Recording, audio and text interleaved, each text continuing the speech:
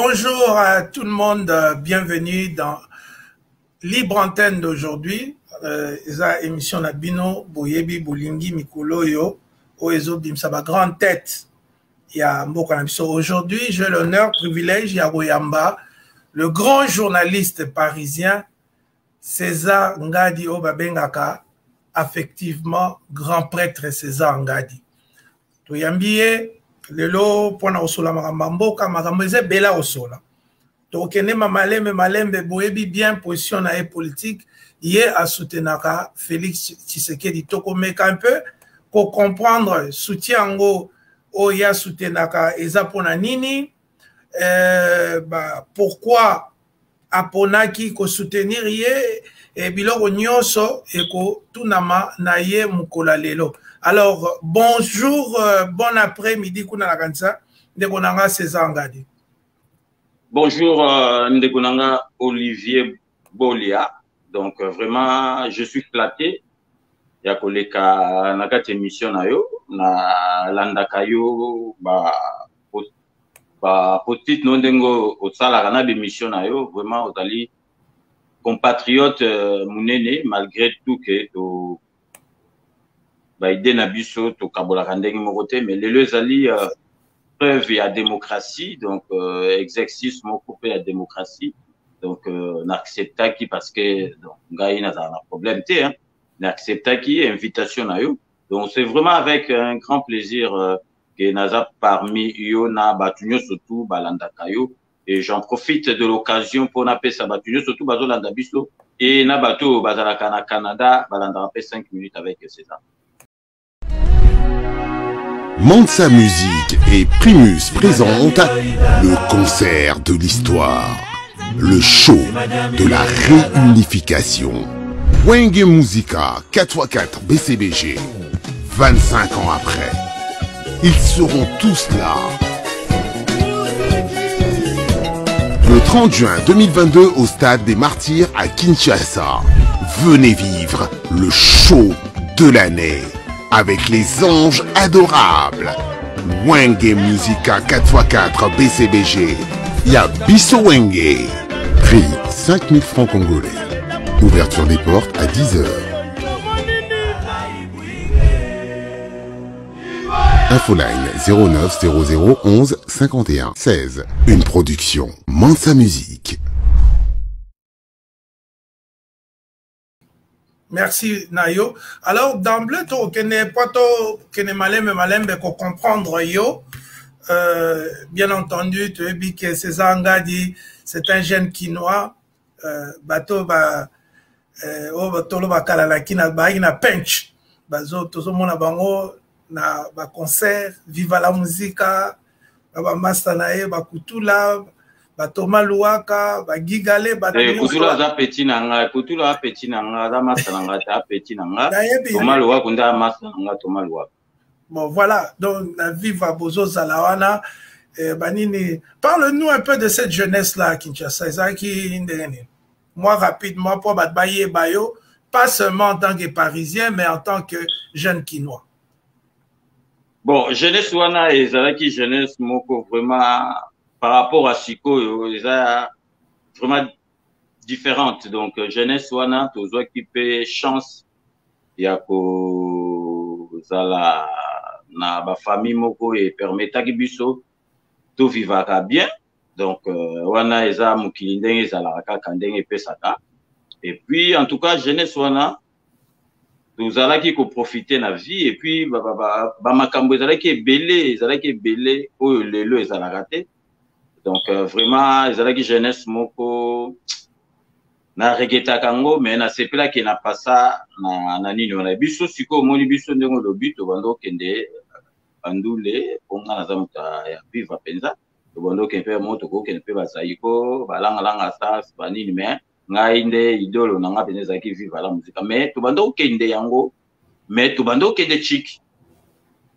Tu bando kende chic. Donc, parce que, biso donc na mbinza zogo kende na ba période wana tango zo kende ba musique bon mingi mbinza zaki bato ba boîte de nuit biso to kende ba concert donc na masa nga Lublez Londolé Lonkoi donc on a opesé mbote ba Thomas Luaka Masteranga to di bandule mais tozo kende chik yango nozomona ke base na biso na masolo donc toyebi po bato belo kata c'est ça ngadi la musique ou bien ndenge ni yo yebi abolo so toke na ba je suis tié il est vous êtes donc trop kende bien donc toyebi na rekoma littérature to rekoma bien donc avantage na biso yango na parce que to mona penza ke chik penza e beba ozomona penza ngana za universitaire ngana za gradué na za licencié ayebi ko s'exprimer na français za monoko na biso te mais ce ko comme na ba niveau universitaire donc ba pesa ba cours na lingala te ba pesa na français donc littérature ko to komate donc moto comme loko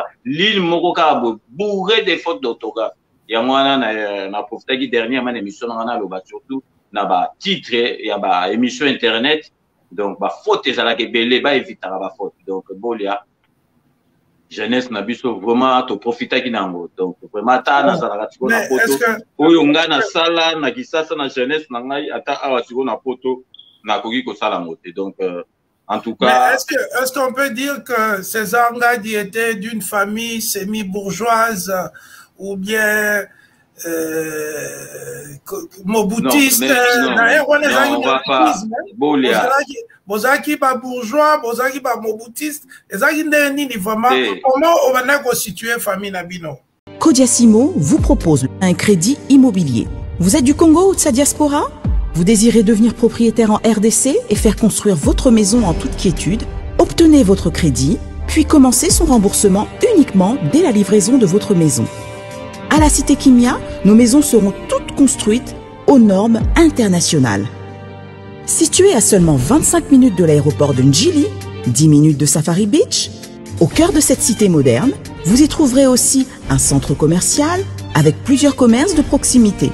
Nos bureaux sont situés au 173 avenue Mutombokachi, dans la commune de la Gombe, référence rond-point Forescom. Venez dès à présent réserver votre lot dans ce nouveau havre de paix à Maluku, ce nouvel Eldorado au Congo. Kodiasimo, la meilleure adresse pour construire la vôtre. Bolia, donc moni siko toza na poto makamona mingi ya kinto lobela ngo penza soute parce que lobi non mais c'est l'histoire ici on la vraie OK bon je vais en parler qui pauvre lobi na qui pauvre d'une famille aisée donc mon père a été un grand banquier, donc le premier directeur noir au Banoma na Mindele l'époque coloniale. Ils allaient papa nangai, donc autant indépendance na nezoamité, au Banoma directeur na Bamindele na une banque privée, donc mon père a vanda depuis 1953 tina 89 à Salaka la place moko na banque, donc yé na ba Vesamboa na ba Vieux Mususu. Babotolake Babilo pour créer qui a une banque d'Isaïe donc mon vieux donc je peux pas dire que Nazaraki la famille modeste Nazaraki la famille en tout cas aisée ils ont permettre ngai na salanios mais mon père il n'était pas politicien il voulait pas faire de la politique mon père travaillait dans le secteur privé dans une banque donc il a jamais fait de la politique donc vraiment mingi batu bayebi Olinga pe na poto ko en parler en côté parce que ceux qui na poto olobi ke ngana za mwana mbinza na za mwana mvama omona batu mususu e ko leze bango komi azolo ba makambo na pona ni parce que na mona kana bazolo mususu inga na za mwana kimbanseke na za mwana ya bumbu na za mwana ya kingabwa et ça la problème te ceux ka yo ngana za mwana mbinza papa na ngaza laki boy komi kifanta do ya mwana na mikiliso to yawa masoro tu wana tutika ngo za ngo le passé. Mais Ezali, histoire va changer la tête. Moi, je sors d'une famille aisée, donc je n'en dis pas. Bateau, donc l'histoire va changer en beauté. Et puis, donc, Nazaka va continuer. Donc, il est là, Nazaka. Merci. Merci. Tu as rappelé, Nabatou, tu recevoir le félixiste, le fasciste César Ngadi, mais aussi journaliste. Nakati à Paris. Alors, Nangina posé ma question, donc, quel balélo, hein? Eh, Zala,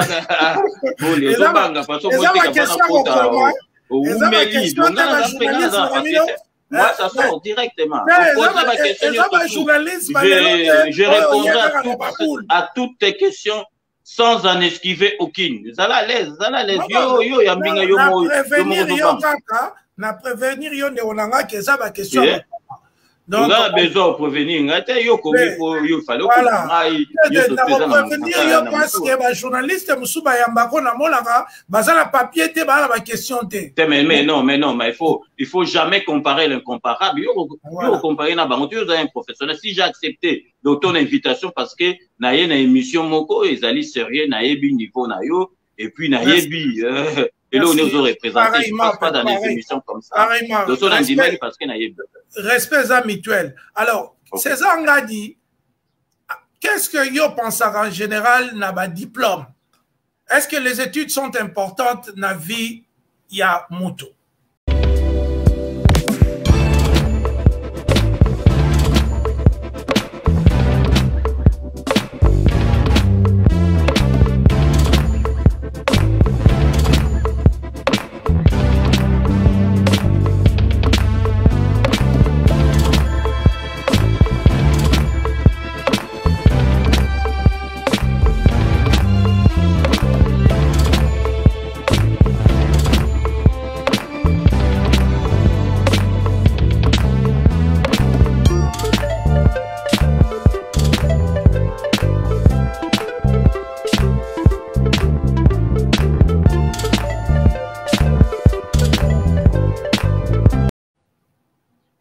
Ouais, les études, vraiment, ils sont importantes, dans la vie à Moutou, parce que, d'autres mondes awa, na poto awa, poto, il a exalté ce qui Moutou a commis, na poto, a commis, donc, maïel, ou bien, a changé, ni tout le monde, a batumsou, ba comportement, a batumsou, awa, na poto, batumsou, bazan na kin, ba l'équipe bango, na manière, na ba makamnyo surtout. Études, des alliés très importantes, donc, il faut ça, la ba étude, mais, il a excité qu'il faut ça, la kaka étude, moko, universitaire aussi, ça aussi, ba diplôme et belé, donc il faut ça na base, vous allez na base na yo, au yebi quand même, pour s'exprimer parce que ba makamusu ces allés au kogo tinda mutute, ba koki ko komela yo, mais si ko yo au développer yango, il faut ça moi na base, mon gars na zali na ko banga une mission mo côté. Na koko banga likambo moko te parce que naza déjà awa naza sûr nanga parce que na ima so nanga et tu des alliés parce que bato batanga te mais non mais bon il faut tiga ngana développer yo de capacité comment ça répondre en même temps moi mon cœur émission to que ba réponse à la congolaise à 10 minutes na question simple té études importantes oyebi singa oui pourquoi non pourquoi. Oui, mais quand ça la expliquer aussi. Bah, études déjà importante parce que ils allaient au moins en année na bapoto déjà à partir et avant 16 ans. Moi naza obligé à kende chik. Donc c'est important parce que yango mutu et ko forger yo na venir na yo oyeba maka parce que études est important parce que lelo ata olobi ke otange onga nazo zo musala te naza na ba diplôme. Mais ça viendra, bah diplôme na yo et que fout au kaka musala. Le loto mona Obama comme président des États-Unis d'Amérique. Bazwa qui était ka po aza mwindu. Bazwa qui parce que sala na ba chic. Bas asala chic. Donc bah études des alliés importantes mais mutu musu soupé à koko zalake asala ma pona étude ya makasité.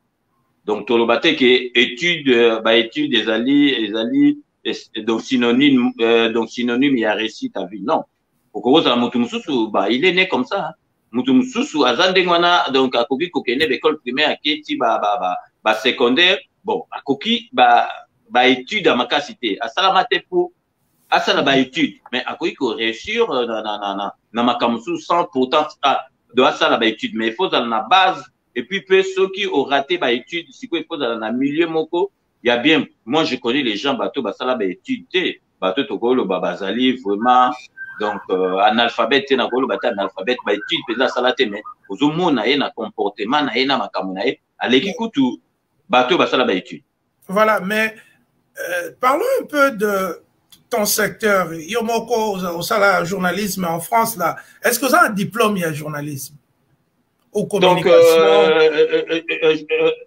Donc journaliste, donc toujours bien rapport au bien donc ngai nazali vraiment tokoloba nazali autodidacte. Donc parce que ngai étude nangai formation nangai ezali je fais les études comme la section commerciale après nakenda na IEC. Quand je suis venu en Europe na continue na comptabilité informatique ngai penza donc formation nangai ezali donc comptable, j'ai exercé. Comptabilité. Moi, j'ai fait 18 ans. La mairie, il y a dans Marie-Lélis, la service, il y a emploi. Donc, on a ça dans social. Au salut journalisme comme autodidacte, quoi, c'est ça. Autodidacte, na koti bon. Alors, mais question on peut m'appeler comme un vétogolo, animateur, chroniqueur, voilà, merci. Alors, journalisme, la liste, c'est kaka, que moutazo, le canapé, tout le monde a bamindé la chroniqueur ailleurs. Voilà.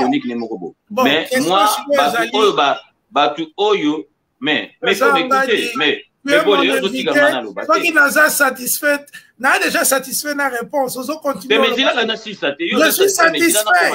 Je suis satisfait. Dis là, na lobby, batu basi, mi benga ba journaliste, on a mon na ba télévision qui na ba nini. Donc, azolo balé msous azolo ba français parce que les hobby français a des sortes. Bon, français msous les allés aux allés qui na mindele belé. C'est ça. Mais journaliste, mais on viendra aux allées n'attendre. Ok, allez. Ma question est parce que Boli est combo morobo, il a respecté la combo, il a histoire en boca. Donc, mais il faut que Tina Souka, il y a ma réponse. Mais quand on est satisfait, mais on a le temps. Je suis satisfait. La réponse était claire. Aux autodidactes, autant à monter. Pendant la sous-question, on a dit de perdre tant de alors, sous-question, Zali, n'est-ce pas nous avons que tous à la pays moko, par exemple, ancien directeur, il y a communication, président Abraham Lwakabamba n'a pas de diplôme de communication. Kofi Olomide, depuis 1980, a Tangela Bisso, diplôme né à Bordeaux, Moutatika la Omona Mouti. Alors, qu'est-ce que Yoko Loba, tant que nous avons la prolifération, il y a autodidacte, il y a bateau bazo yeko la misala ba momoko au lieu ba kende na ba institution o eza connu pour nako former batou na misala wana. Ti to koma ba docteur autodidacte, to mon arrive na quel boule magazine ba kangaki na bandu no docteur moko autodidacte. Ozomona. Alors, il y a un zolo basiko revenir à la question, il y a diplôme. Valeur n'a nini na monde il y a César Ngadi. Sepela TV ezali décodeur ya Banamboka. Sepela TV différence nango ezali na ba décodeur mususu oto zalaka nango na kati ya ndaku. Sepela TV botala ngo ezaka mukie. Eza mukie olingi ko voyager ozu yango o voyager nango. Parce que ba décodeur obiso tozalaka nango evandika na ndako mais Sepela TV déjà za mukie botala ozu o kolti yango ka na poche na kosi na poche à veste au voyager au memi yango partout dans le monde ici kazo kende. Donc ozaka na besoin ya câble HDMI courant na internet. Internet est comme partout, courant zalaka partout. Donc ils en a plus de 500 chaînes yo surtout ya kitoko. Bilengi ba choix ya congolais kaka mutaoye bango. Donc congolais kaka mutaye bango. Congolais kaka mutaoye ba elengi nini yo kaka. Donc congolais kaka mutaye bango. Donc c'est Sepela TV ça ya Banamboka. Bozwa abonnement nango okozwa ngo ya ne mobimba okozwa ngo pe par mois au bengi bango na ba numéro na bango bozali komona. Donc Sepela TV ezali décodeur ya yo ya ngai. Donc ezali ya étranger te ezali ya Banamboka. Avec Sepela TV tout le monde est d'accord et il en restera ainsi pendant très très longtemps. Bienvenue dans le monde de Sepela TV. Sepela TV est le décodeur qui vous permet de suivre les chaînes du Congo en direct de la diaspora.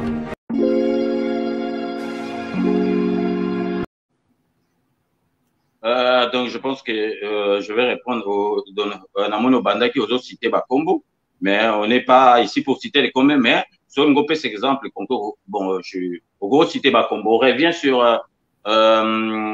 Lwaka Bwanga, donc que je salue. Donc Amas Nabiso Montiki là.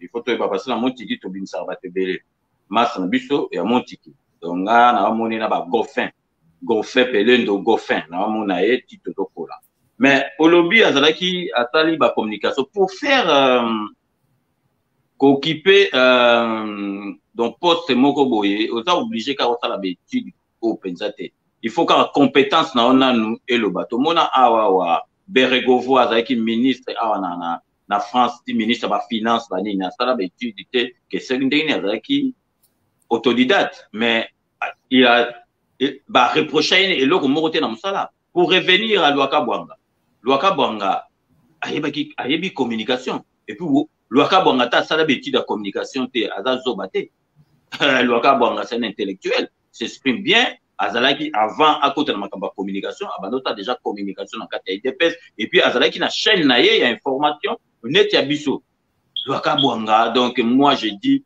même à ça soki beti de la communication te na musala na ye o abanda ko sala il avait rien à se reprocher donc il faut pas tout mélanger beti de musu ces années il faut comme un docteur au sala autodidacte parce que ba otike la autant beti de musu ces années il faut passer na kata ba matolo vous comprenez mais na communication donc ne tinga azali awa na sala beti du soki ya communication te mais ce qui va passer ngai place où il y a aussi la communication ça la mot très bien même qui tombe au coup de les gabato parce que je suis dans les domaines nazanakat donc Luaka Bwanga sala beti douanate na musala ne o abanda sala la communication il le faisait très bien la preuve le lo bazu mutu oyo donc nazo critiquer te mutu asala so beti donc sala et logo ni nazo sala oyo que Luaka Bwanga do sala je pense que tout que na l'air à Luaka Bwanga allait mieux que ce donc c'est ça quoi c'est ça.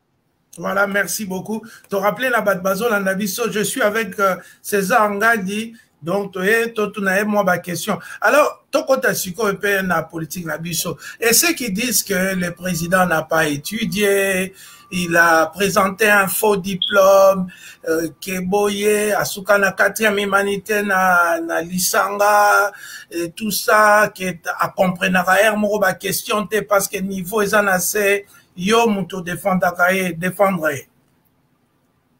Bon, je vais dire une chose. Au moni classe mon côté, université mon côté, dans la monda wa soko landiango après au commis président de la République. Bah ebiche faut un diplôme au comme président de la République. Donc na makambo ya politique, na makambo ni l'expérience acquiert à travaillant. On apprend sur l'état. Donc pour la président na biso de ce lobby président na biso to kolo bateka za bourrique ou bien za analphabète président na biso za na base président na biso atanga classe ata kutu azwa ba diplôme makasi te président na biso te azwa diplôme te mais non ni diplôme mais to ke malembe non na ebi ke yo na nzela wana tout ce qui est zali ke oloba mabe mboka na yo mais laissez-moi le temps de répondre parce que vous posez ma question vous répondre en même temps c'est pas la peine que vous continuez pour la présidente de la République et la cité qu'il faut ça na ba diplôme universitaire ce qui nini ce qui est pas ndenge nini mutule mso à cause examen d'état na biso te bac na biso na ba benga so diplôme d'état na biso donc aye awa asali ba formation asali ba cours rebelle aleki kutu mutu azwa diplôme d'état na mboka biso donc président de la République donc il a dit cité qu'il faut ça là avant comme président de la République il faut ça là na ba diplôme universitaire ebele na kanzi président de la République la biso Fachi Beton que d'ailleurs on a salué na kanisi donc ceux qui bozo solola na ye azo solola pantomona kaya sala ba point de presse sans papier azo solola ne ozo faire ozo comprendre par rapport il y a Kanambo azalaki avant donc toujours sentir il y a pas photo to lobby te que président na biso na place azana on sait bien qu'azana ba diplôme universitaire et belé ceux qui ndengeni mais ceux qui azali entouré na ba yo kasi président de la République mutasala la radio surtout président de la République ata to mona na ba TV oye besoin na débat ba ko préparer les on a ba conseiller ba fiche au monde qui a kala na débat Marie Le Pen nanani ba préparer qui ba fiche aménager ba fiche donc il faut la entourer à bien mais notre président Azazobate, Mayele, soki ozosolola na ye, ozotala ye, ndengi akendaka na masolo na ye, ozosanti mutu moko boye, aza mutu, asalaka makambo bien, aza mutu ya mayele. Donc, bosonga na lobino, dona mayele la classe bien nini. Do yo obenga président Azazoba. Dona yo wana siko. Dona za te pona poser ba. Surtout na ba question yo ndoza invité de marque. Mais kasi, na boite na lobino pona ngai toza na Azazoba. Malgré que azana ba diplôme na ba monologue. Mais Azazoba te ayebi kolanda ba dossier. Et puis, à comprendre, Olobananga te présent à comprendre ma question te présent, je te signale même Yobolia. Yokana même Yobolia, même Ngai. Français, ils allaient langue maternelle na biso. Na papa Bolia, na papa Ngadi, na papa Tshisekedi. Ba autre la biso na français. Français biso, ils allaient la langue maternelle. Na pourquoi donc on dit que président de la République a compris na raté ba question ba autres. Bon, voilà, merci. Pardon vraiment, grand prêtre César Ngadi. Na ba respect nyonso ba pete nyonso na pesa ko kataka mo ba réponse en réseau que mais Bolia yo yebi muto pa oyambi nga na za mutu na lobaka donc na kataka te na lobaka il faut yo siko comme otika nga na limité au monité na kozala mais to ça OK na lingala to na ta parce que soki nga na za mutu moko boye par exemple mutu moko aliaka biloko ebele yo zo pese biloko moko mukie au monité que ya bien ta ko tomber malade. Il faut dire voilà, que merci. Merci.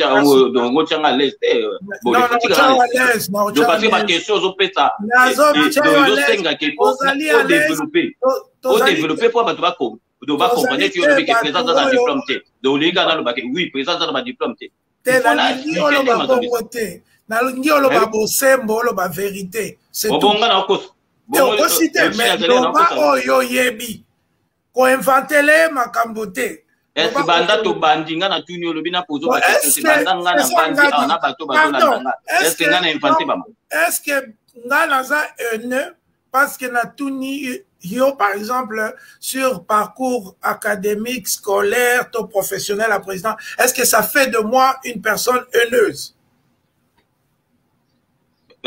J'ai pas compris, ça fait de toi une personne quoi? Non, ça fait de moi est-ce que naza na haine contre le président pour la non mais non ozana ende olobi makambo ndenge ezali après nga na expliquer aussi que mutu mutu akoza na ba diplôme universitaire akokoma président azosala na ye loko moko te azokoka na ye te mutu mutu akoza na ba diplôme universitaire neti na fonction ya présidence ya président de la république oza na besoin te que oza na ba diplôme ebele universitaire bon soki bazwi mutu aza na ba diplôme ebele universitaire ça va tant mieux eza kaka bien mais pour exercer donc fonction à président de la République oza natino oza na ba peine ba diplôme belete il suffit oza la bien entouré parce que président de la République yé mutasala ka makambo soute azana ba conseiller azana ba tout soki likambo eza pour ba koya oyebisi tala makambo eza boza ba ba dossier asangisi à comprendre donc ezali te que ata awa to mona kana ba France tout ça ba président soki ba mako ba ba diplôme belete on ba sala ba makambo na bon mais pourquoi ba sala ba conseiller fonction ya président de la République et ça qui pose dans ma diplôme na diplôme tant mieux ça va mais fonction ya président de la République et zotinda cause na ba diplôme soki bele. Merci beaucoup en tout cas bande bozo landa toujours avec César Ngadi grand prêtre monakini ya Tongo donc tout ça naé azo défendre moto nazo défendre été nazo expliquer c'est ça on a dit na bossa la question moko to eza question de mais on va ko magiti ngana na ko nazalango on a ma question en commun alors mes questions à transition entre tozo kende na secteur et éducation après question donc préparer mutu na yo pour la question sur l'éducation ndeko ya Congo tuna ngai nini agence wami service oyo ya madame Mireille Wakanke azawana mobimba pona bino ba diaspora bolingi kotinda mituka toba kolia ndenge na ndenge kohésiter na yote adresse ezase moko 5 boulevard Ornano numéro 75 018 na Paris 16e awa na République démocratique du Congo na ville province Kinshasa boko zoyango na avenue Maringa numéro 83 référence étoile bleue na commune ya Kasavubu soit bo contacter la ba numéro oyo Maman Mireille Wakanke tata pambola yo na yaka pamba pamba te soko moni na ye kombo na yo na témoignage na yo eke musika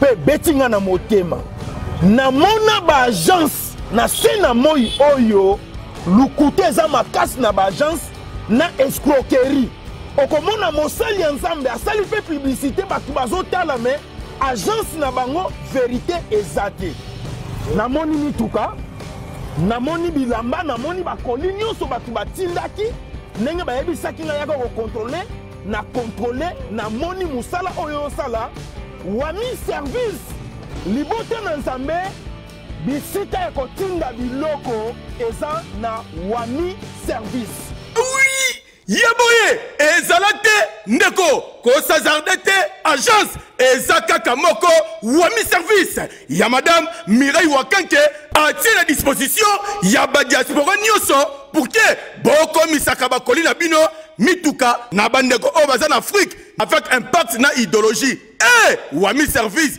pardon maman Mireille Wakanke balinga pe ba congolais boyete prix ya mobobe wami service et pas Mireille Wakanke wami service frappe na le frappe na retour alors question la yatuna yozanga papa Wemba na Kinshasa na bandai kolanda papa Wemba na Kinshasa te faut oyeba ngai na bando kolanda ye na yokaki émission mo ba dit que tu étais féticheur à Kinshasa, c'est vrai? Oh non, on va pas descendre si bas. On va pas ce qui tout banda émission na yo nazo respecter non, c'est juste une question comme ça. Trop bas et za malamu te. Question transition. Singa pende Nathalie abana koza ndenge yozo. Ngana Holanda papa Wemba te, papa Wemba za ki pig vient na ngai. Donc toza pig vient na ngai, vient na petit na ye, biso toza la donc ngai papa Wemba me respecter vraiment. Donc nazali te net na Holanda papa Wemba net muka la papa Wemba, biso ki petit mora bitinda non. Ngai nazaki pig petit papa Wemba. Donc nando za la nae parce que déjà papa Wemba ndenga za ikona ando linga bato batanga bati. Donc papa Wemba bando mona ba jeune moko boye batanga classe. Bana ba voix mamoko ya mbinza de olie ba kende ba boîte de nuit à s'intéresser na Viva parce que Viva la musique est considérée on dirait donc OK c'est ba voyou et ça milieu moko ba voyou. Or papa Wemba n'avait rien à voir na makambwana mais ngana nazalaki kolanda papa Wemba te tozalaki puis vient na petit na ye tozo so papa Wemba nazalaki na milieu na ye moko bon mais soki likamoko a sérieux likamoko ya kosola ya sérieux ya nini au mona arobenga ngai ya tuninga seza ndenge ni na mona na expliquer mais nga na bando Holanda te yo ndenge lobeli yango fo ete non na Holanda papa Wemba te yo moko yebi na Holanda yoka sezanga di na lobeli avec tout le respect na ye nga sa émission ko humilier ba invité na ngate na ya kutu polo ba malamu donc je suis pas obligé te lo ba malamu il faut lo bande ka vérité quand de banda ya na zolo ba malamu papa Wemba to na zolo ba malamu note na zolo ba ka que tu es ici pour parler, pas pour être humilié. Je ne suis pas dans ce style-là.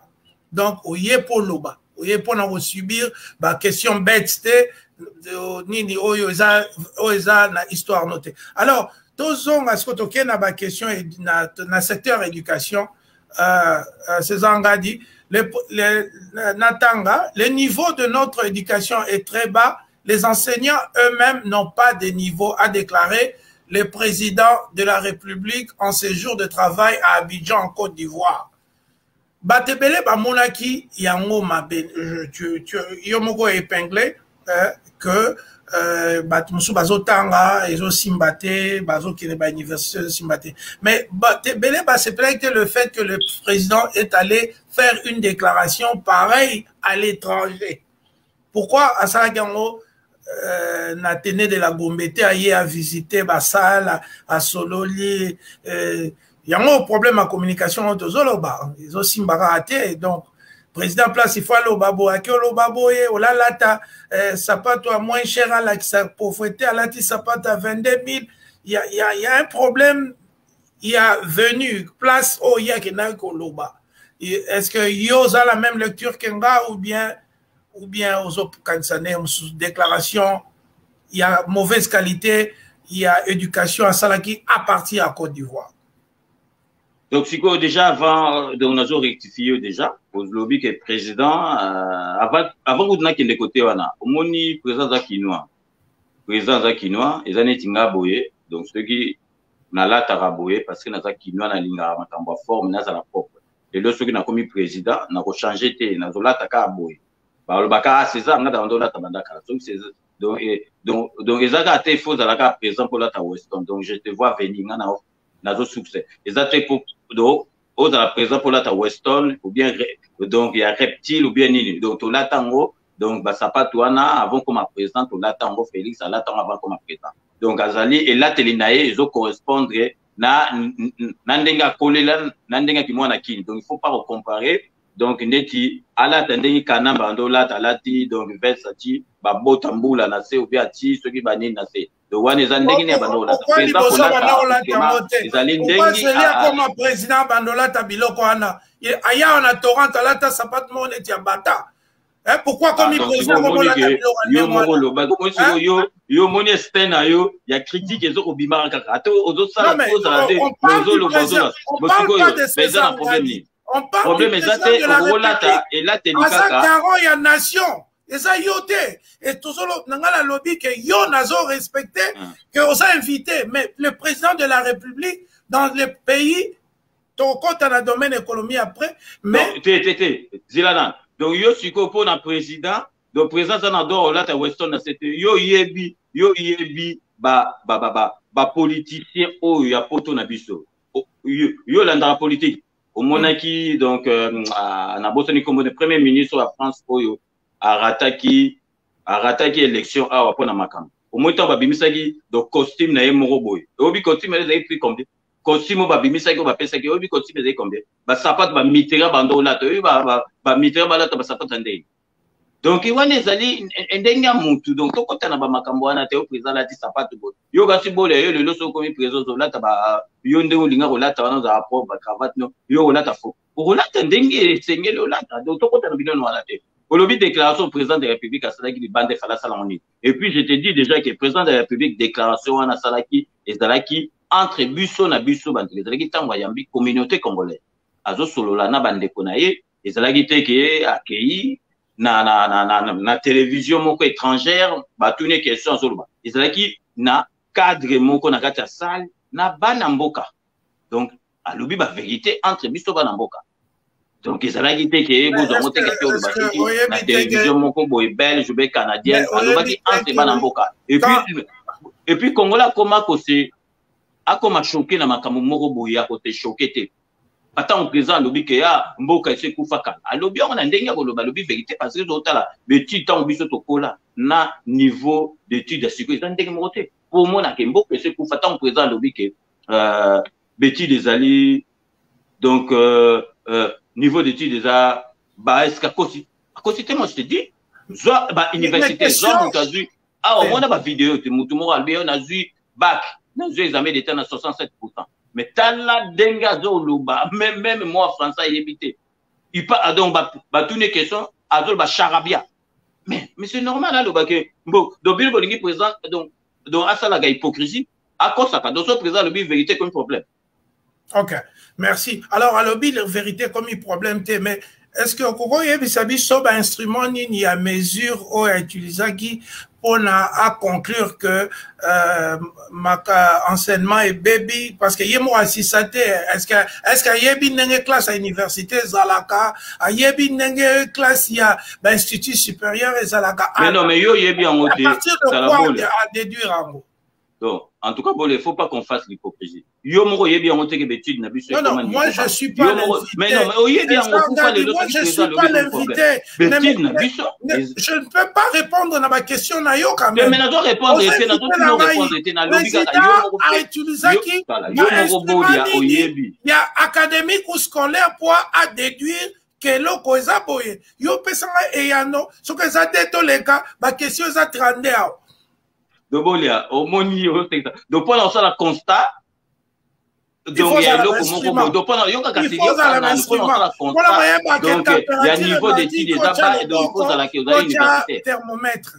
Donc yo siko yoka mais non moi bon moni que bon les autres ngata na donc yo siko yoka na yo siko soko ya autodidacte yoka mais bon les autres ngana répondre donc yo siko soko aucun hôpital benan de kona moko boy aucun hôpital il fallait basa la intervention moko chirurgicale après bobimi kuna obe basa la on mabe donc au Koloba na kena hôpital wana en tout cas ba soigner de kona mabe donc pour ça la constat il faut la un docteur ozomona na miso ezomona na batu yo surtout ba yebi que niveau de tigre na biso ezandenga karaté par rapport ya batu ndenge bazo s'exprimer soit disant nazali docteur nazali licencié nazui bac donc présence en a besoin que azala donc ceux qui universitaires ceux qui ndenge pas ça la constat azo ça la constat par rapport ya ndenge batu yo surtout bazomona ezala yo moko pe yebi que niveau na biso et comme ba net présent lo baki yango bon de mauvaises langues, il faut le bagarre mabé. Pendant ça, la constat est que vous avez que na l'hôpital va opérer au mabé, ou le baptême que non, va opérer qui n'a mabé. Donc ça, pour autant, ça la docteur ou bien chirurgien. Donc yo, mon nayon a comprendre les amants d'autodidacte. Donc oui, par exemple, il faut qu'un autodidacte, yo mon kaka au salango. Mais moi je pense que badwa la ndabiso badwa na gena. C'est ça qui pose des questions.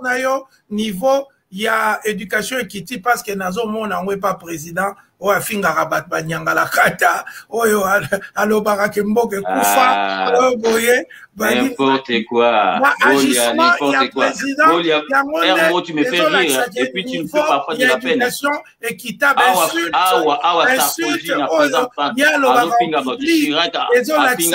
niveau il y a qui présidence équité. Chirac Awa, je reviens derrière Chirac Awa, présent en France, à Fingabatu. Sarkozy à Fingabatu. Macron à Fingabatu. Donc, wana sigo donc ils ont ma bête, c'est qui présent le but vérité et comme ma bête. À l'obi combattant. Qui combattant au ya kalana ya siko tant yo banda combattant ya siko siko. Ba combattant la preuve. De ce ton côté na combat de passer ton côté monter. Bon moi ma kambele kana combattant. Ba pas na ba combattre. Donc, c'est normal que les présents à au Lubandengi, présents au Banamark, donc il y a ça dans Denga Kino. Parce que tous ceux qui habitent, Paya Ozoraka, Batuakala, Batumoko, Boso, Bawita, mais si vous un Quinois, tous les chants, si vous dans un langage Quinois, présent à Quinois, si vous le langage, on a Batua Messana Nangote, donc il faut pas Messana. Présent, il dit que la vérité. Voilà. Merci encore une fois. Merci Nabato Bozoland à travers le monde. Merci parce que nous répondre au gars qui toko. Merci parce que vous appelez. Bango va rejuger parce que niveau. Bango va rejuger. Ma niveau c'est le mec qui dit mais ma question c'est belé aux autres katanga pour lingi ba question. La question bima namu pour kima.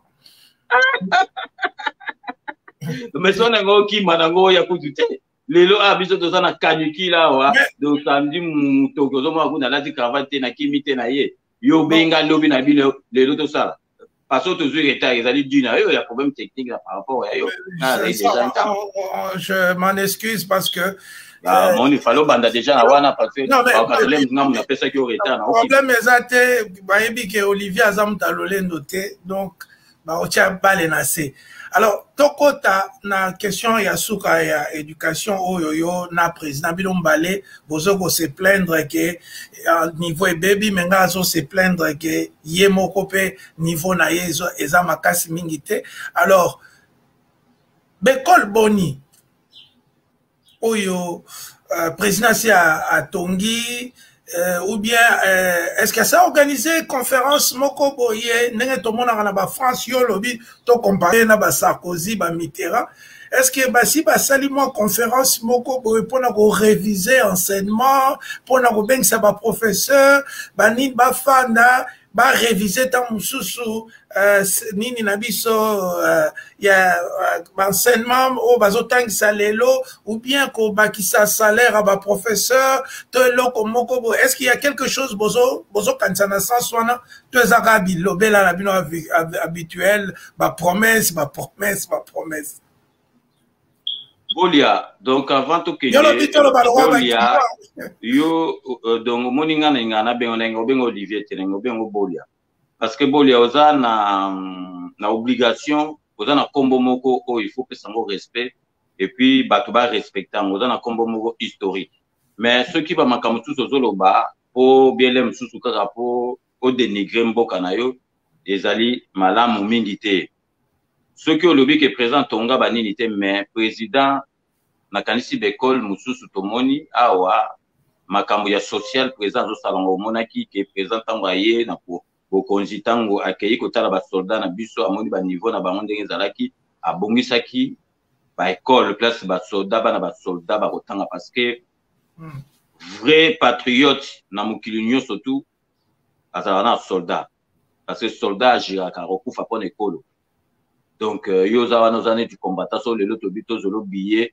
to kende ba recruter yo kuna okende na front na kanisi peu olingaka te mais il faut to respecter ba soldat donc to moni na makambo ezo tuna nga ya enseignement to moni depuis mboka na biso ebanda depuis batonga université ya Lovanium moi comme université sur campus de Kinshasa ba homme bato babanda ko la betidia bazola la net ba ngulu azamba donc étudiant pour donc atanga bien face na ba condition bien na kansi président oyo ati ba homme comme na ba norme moko donc international zo mona étudiant azo lala na esika malamu azo vanda esika malamu na kanisi ezali président Fachi a facilité kaka ba étudiant baza na ba condition malamu ba tili bango ba wifi donc oye pour étudier ça la ba recherche ya ba makamune ezalaki il faut atomba susu ba méga donc bazocha ba étudiant na ba condition oyo ya malamu to moni ba bus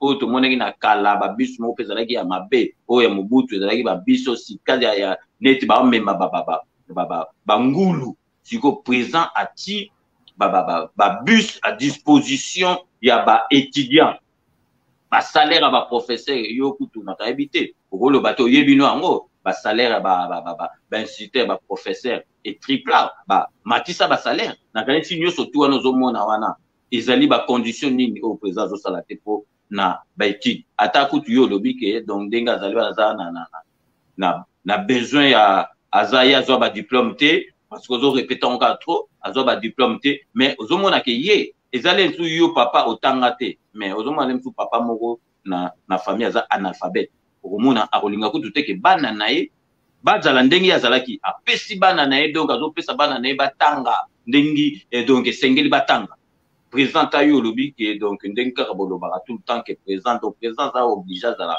na ba diplôme universitaire te président s'exprime bien président il comprend bien président azobeta ba discours mususu azoloba azokutana bato azosala ngo sans papier ozomona za motu ndenge azodeveloppe ba sujet ozomona ke motu asala dissertation na classe ozomona azolanga ba sujet azolanga o tout président sali na niveau ya ba étudiant d'études na kata mboka na biso ti lelo président moko na sala mote.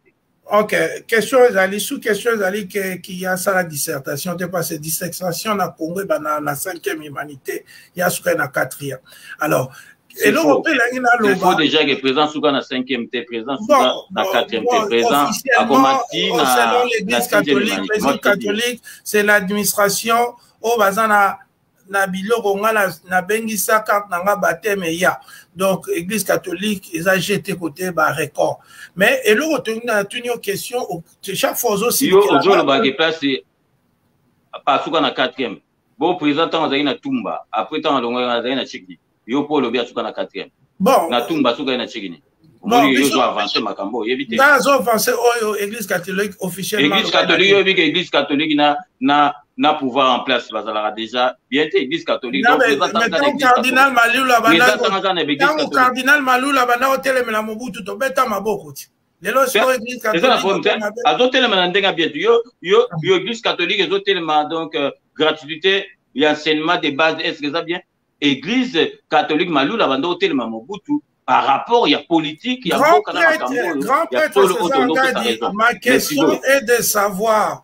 Vous avez critiqué le président Yote, Yoza Kaka, Montozo analysé un peu na faveur nae. Oza osa la gaete. Non, on a analysé na faveur ya mboka, on a analysé na faveur.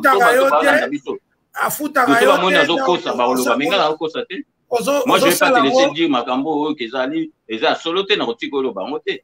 Voilà, ozo sala ngote pour afutaka yo eza mbongo te ezali pona amour kaka, ozo témoigner. il y a jeune qui noir.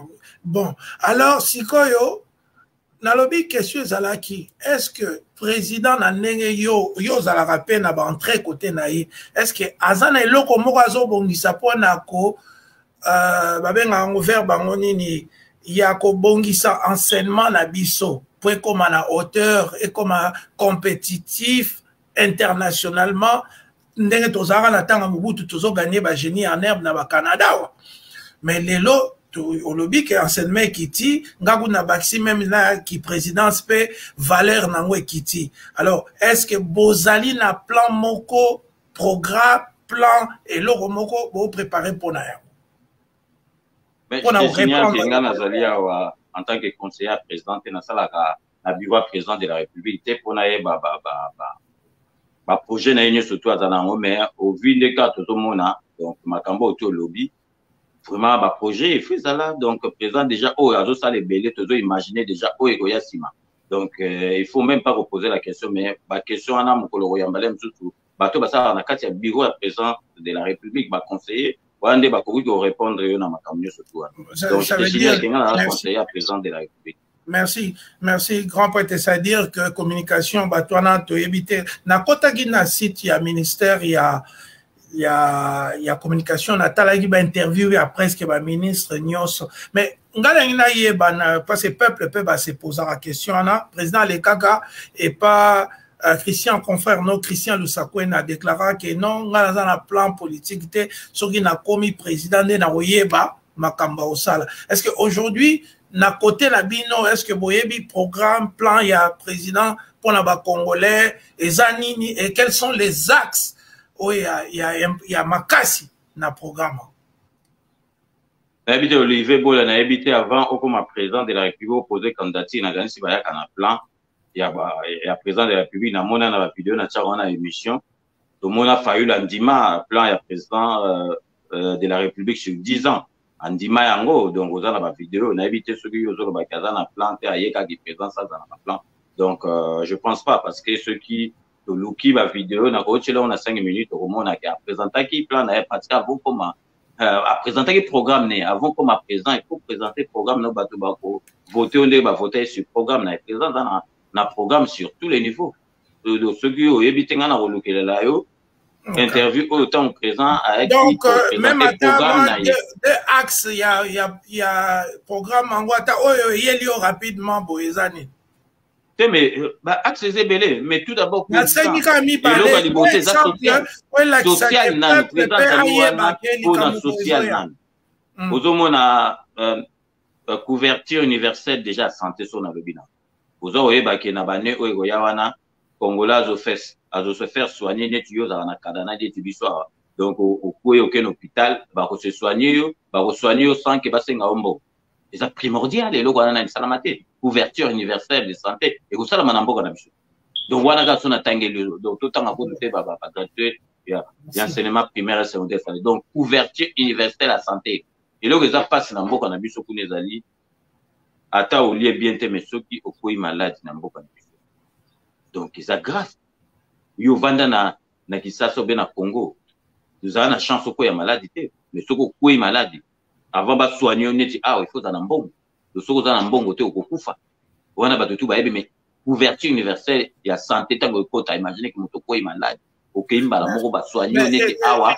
ofuta mbongo te déjà za lo moko couverture universelle papa alors au lobby qui kota est-ce que tozana ba infrastructure logistique ya yamba batouana na ebi ba docteur bazana ba ngo mo ebele mais est-ce que tozana ba hôpitaux o ezali na ba normes respectable na bi même pas international na bi kaka respectable moi mbetu parce que chaque fois que tota na télévision hôpital nyonso balaksaka ba mingi na kanisa ndeko moko ya musicien Karma pa sala nzembo pona ko lela situation ezaki na mama yemon alobi ke wana ezaka kanzembo mais na ba hôpital presque nyonso c'est la même chose.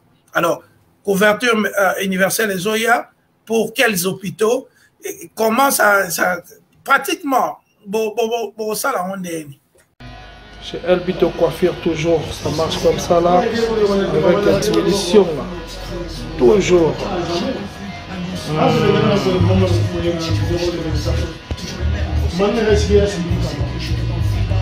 Salon number one, c'est Elbito coiffé. Il coiffe avec sourire, il coiffe avec noblesse. C'est Elbito coiffé.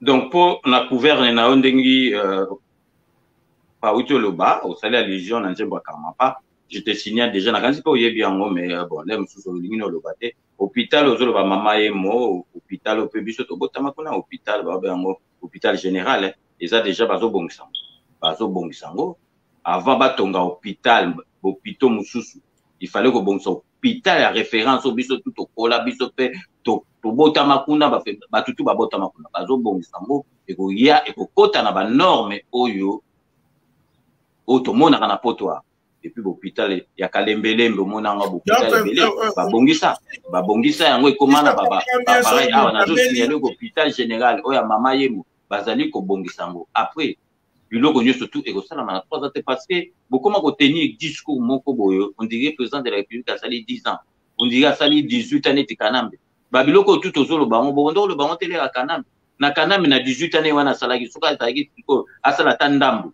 mais makambo tozana ba niveau te président zo bandela nyonso mai bazo bandela ba installation courant bazo bandela ba santé bazo bandela ba installation oke bokotala mokolo président tango sala pardon, deux mandats n'étant en Tikamboka, la moto a rien à Sima. La continuité de tout le monde a hôpital et à référence, il faut hôpital, on a été de la mouroir, pas que ne tombe hôpital. Il faut pas tomber, hôpital, moussou, bongi sinan hôpital de référence. Oh, ya maman yé monazo ça ok, travaux ils en cours donc à la tête hôpital on est go zonga ok pe ça ok pe tout bio tomba. Technique, je pense que c'était l'Internet qui a et Koyaki Internet et Koyaki n'a évité pour quelle raison, mais tout Zongi, Bolimbisa, tout continuer. Olobi, Natango, il y a président Aleki, tous avons critiqué, mais tous avons une opposition, n'a évité ce que comme au Sana, Bissonius, tous avons critiqué, n'a IOP ensemble. Mais les lots Wangani Ango, le big, Natango, Ana, tous avons le bâti. Vous avez critiqué, vous critiquez quand vous critiquez ce côté. Oh, avec Félix, à toi, tu sais que des gens qui critiquent des années à la limite, il y a insulte. Parce que Bino, vous quand ça m'a en tout cas, dans 3 à 4 ans, oh, aussi, ça n'y est tout.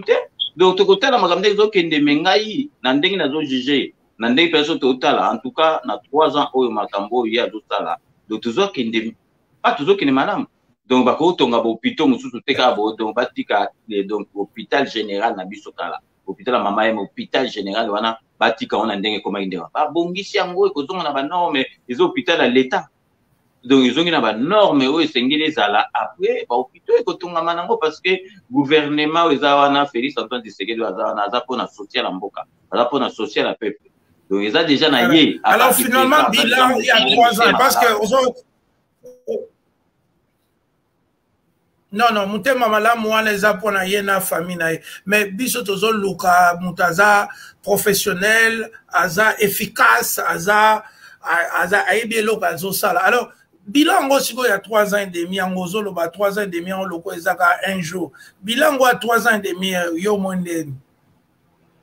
Parce que dans le tout n'a pas question, parce qu'on répond à la question, donc pour que nous bilan a mis par beaucoup juger mutute na sur 5 ans na 3 ans na makambo azosala ba makambo azosala ezali ba makambo à long terme les losoka yé ayeko sala a posé première pierre et a pont en eau profonde et à banane ba beza sur 3 ans mais il faut ça sur 3 ans ayé azobonga infrastructure azobongisa ba installation électrique bazosala biloko ke courant ekotikala ezozwazongo yembala moko azosala yango babi sur 2 ans il faut kozila 2 ans azobongisa bamai bazotonga biloko ezomonana wana ke sur 2 ans bato bazobosana ke bainstallation électrique oyo makambo neti ya barégie des eaux ezali depuis époque coloniale eza même pas na banorme donc bakoki kosala yango kaka bote fo kobandela tout à zéro eza neti donc ndako bato basali neti ebemba bayebi buka ndako bawaka teke babongisa bafenetre il faut kobuka nyonso to ntango babuki nyonso to fo kozila sikoyo ebanda komata likolo donc ebanda omata likolo bato bakomi pressé makambo tout pressé kaka donc sikoyo bon moi je comprends bato ke baovivre bauteki na basituation moko ya bien te sikoyo bamoni ke espoir na bango eza pa ya Félix Antoine Tshisekedi Fachi Beto yango na balingi makambo ngo ebongamba mais il faut laisser le temps au temps prenez votre mal en patience donc tous à la calme masolo ezokende parce que même ata yo boli ya bachaki yo ata bazui Macron bamemaki ye kutu na Congo comme président ça alingaki kutu na Macron kutu ngo début donc tant ezali faut wana za ba hypothèse na yo ndeni so nga so bachaki yo peut-être na ngai nazala sûr parce que nayebi que aux ans expérience professionnelle en France au sala yo bi batu boni bazala batasi akomi kuna changer mais omoni problème ezalaka na boli na kati to omoni problème ezalaka wana na sepelaka na yo parce que okritikaka osalaka mingi ezalaka bacritique moko constructive yango na mpe na ye na émission tosola parce que eloko oyo oloba ozala na motema mabe te mpo na mboka na yo okritikaka oyo olingi okritikaka yango na ndenge na yo mais à part doso toza hors antenne masolo osola na ngai yango namona kaka olingaka mboka na yo oza na espoir ke mboka na yo oboka mais awa ntango olati casquette na yo ya journaliste oloba yango te mais oyo olobaka hors antenne il faut oloba yango mpe awa mais aux journalistes oyebi principe offline raisonnement mosusu eza offline bosololi yoko oyebisa ngai offline ke olingaka sindi leker naya koloba ngo mais non eza offline donc c'est normal mais tous ont la question qui m'a été là la question donc on aura exemple moro boité et aussi cité ba polémique ngana jamais na représentation eza exemple bato baza mais eza exemple moro ya bien té alors tu exemple je sais que naebi que ndeko la biso Koffi Olomide aza na diplôme té mais aza très cultivé donc a besoin na ndinga mabete. Mais et là on continuer émission parce que la question ezali yasuka ya économie ezali que na genaki ko na Fonds monétaire international ba Banque mondiale ba dit que la RDC se classe au 175e rang sur 189 donc 14 pays sur l'indice de développement humain balobi lisusu que l'indice de capital humain de la RDC s'établit à 0,37 en dessous de la moyenne des pays subsahariens qui se situe à 0,4. Et dans le banini, ma maison marchait bien. Ce qui l'indice, il y a subsahariens les gens à 0,40. Dans un qui 0,03 points. Neni to ça la pas toi améliorer qualité à vie il y a ba congolais et rejoindre à ta moyenne voilà oh il y a 0,40 na niveau il y a qualité à vie hein, capital humain donc chic ba soins de santé ba linsus banzela o ba pusaka po ba kele misala transport ba zwaka kabilo amike mike wana esala kage ba mon la guerre to combien de la niveau à Kenya. Mais Bolia, je pense que vous sans ignorer que ba indice wana na makamnyo wana ba statistique wana ba to pesa ngezali par rapport ya makambu oyo ba 18 ans oyo ya Kanambe alika na pouvoir c'est pas que na 3 ans oyo ya Félix Antoine Tshisekedi na niveau otokomela ki wana pendant 18 ans po emata otokoma ça va ezali sikote na kanisi kutu ba côté économique moko lo baté parce que tout le monde a que kala kutu ata fonds monétaire international bando ya na mboka na biso te pour aider biso de tonza donc bazo biso client douté qui a insolvable sérieux à la guité na kansi yo moko ata na za pona oposer ba question te to total économiquement. Donc à partir ya ba recette na biso ba excédent wana zo lobela monté ba excédent o ekomi na caisse ya l'état. C'est justement question loba na lobi ka mo ya malamu do sona lobi ka dika mo o penza malamu do yo do na zo mona ka okatanga po yo nga jamais baloba likamo ya malamu ya mboka do yo za na kota négativité mingi donc ngasona lobi ka likamo ko ezo pesa ke za bien au moins kaka do na rasi pas tout ba remarquer faut katanga kamba. Donc, on a fait ton niveau d'économie, donc on ne peut même pas tout comparer. Parce que le pays va mieux qu'avant. Donc, tout le monde a un bon goût. Vous allez au quota, on a fait que ça l'État, on a fait excédent. Ozo loba ndeli. Oza roi awa. Ozo loba o eza na mutema na yo. Ozali roi okoko loba makamunyo so même ata makama Gisèle Pela. Mais ozo kata makati ya wana na faire remarquer que ozo kata na son lebi. Qui est oza na droit ya loba ngo. Tu as Aozali yomu konzinga kaka ba question. Alors, tokende kasi lokolo za eloko lobate na question o elanda ki ya kitoko na bombela kio ezali kambu ya nazo eloko lobate na yomu tokatinga. Yomu tokatinga nazo eloko lobate ne. Nazo expliquer économiquement payer za malamu parce que tout comme avec excédent mbongo eza kokota na caisse à l'état parce que yo lobi ke bendis to za soki ba l'échec baninga bi wana ezali statistique wana ezali par rapport il y a 18 ans oyo ya Kanambe azaki na pouvoir non c'est en 2022 ezaki na mois de mai statistique na eza ya mois de mai 2022 ba classement net ya ba équipe nationale ya football au moins na ka bosali 5 ans moko boza na C pour bon matata na 2 places 3 places il faut bo umela ta muke ko changer ka beauté tout temps là ba indice wana par rapport banda Félix a eu pouvoir indice wana eza flèche ezali ko mateza au kitate la preuve aux hommes économiquement ça va très bien parce que tout comme na ba excédent moi na moyo zo lobela monté ba milliards d'excédent dans la caisse à l'état liboso bando za la tête de so moni FMI comme oya et comme odef ça ba bon pas mona ke gérance et comme masula sérieux donc mais wana yo na yebi ke émission na yo za plus mingi na côté ya négativité makambo ya mboka ya bien donc loba ngo mingi te wana ba bo les folinga mboka na ho donc ato linga Félix Antoine Tshisekedi te mais linga mboka na parce que Félix Antoine Tshisekedi a rotika mboka wana mboka na so Félix atiki yango bien et vous profiter na biso news. Mansa Musique et Primus présentent le concert de l'histoire, le show de la réunification.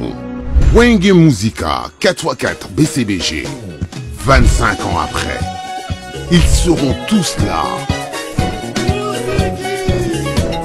Le 30 juin 2022 au stade des Martyrs à Kinshasa, venez vivre le show de l'année avec les anges adorables.